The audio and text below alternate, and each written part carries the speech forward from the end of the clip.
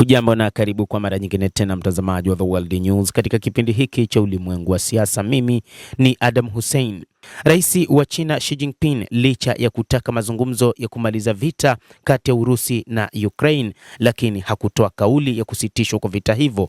Katika taarifa ya pamoja iliyotolewa baada ya mkutano kati ya Putin na Xi, mataifa hayo mawili yamesema yanaunga mkono juhudi zote zinazoweza kusaidia kupatikana kwa amani ya kudumu kupitia mazungumzo na diplomasia, licha ya China kutoitaka Urusi kusitisha vita ilivyovianzisha dhidi ya Ukraine mwaka 2022, huku Moscow ikisifu Beijing kwa kile ilichokiita msimamo wa kati usioegemea upande wowote. Viongozi hao wamekubaliana kuongeza ushirikiano wa kijeshi, ikiwemo mazoezi ya pamoja ya anga na majini, pamoja na kukabiliana kwa pamoja na vitisho vya kiuhasama na vitisho ambavyo kimsingi vinatengeneza usalama kuwa mdogo.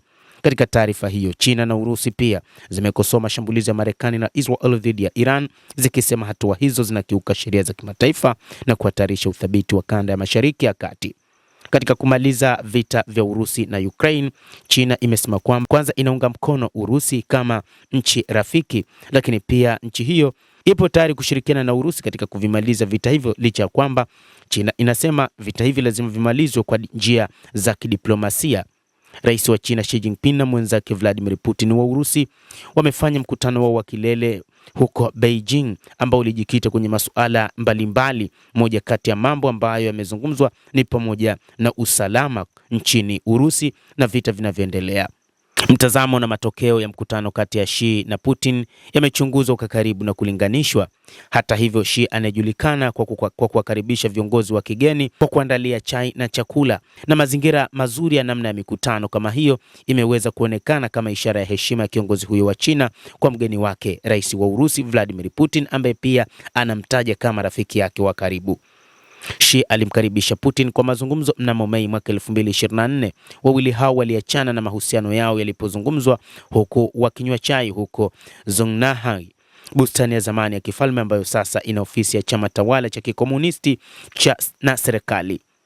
Hata hivyo, rais wa Marekani Donald Trump, ambaye ametembelea nchini China katika siku za hivi karibuni, ameonekana kwamba ziara yake ni kama vile imefunikwa na mazungumzo ya rais wa Urusi Vladimir Putin pamoja na rais wa China Xi Jinping. Urusi pamoja na China ni nchi ambazo zina urafiki wa muda mrefu na ni nchi ambazo zimesaini urafiki wa kudumu, kwamba ni urafiki ambao hakuna mtu yeyote atakayeweza kuvunja, na kuna ushirikiano wa kina kati ya nchi hizo mbili.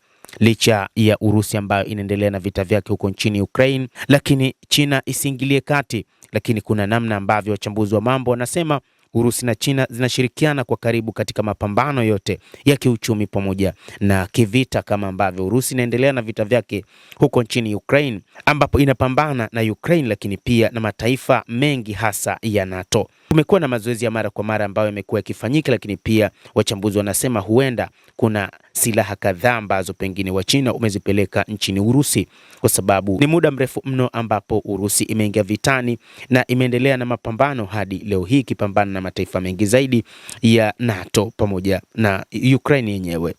Basi mtazamaji, hayo ndio tulikuwa nayo, na bila shaka nawe pia una nafasi ya kulike, una nafasi ya kucomment, kadhalika una nafasi ya kusubscribe channel yetu hii ili upate habari hizi kwa mapana kupitia The World News. Mimi ni Adam Hussein, endelea kuwa nasi wakati wote, endelea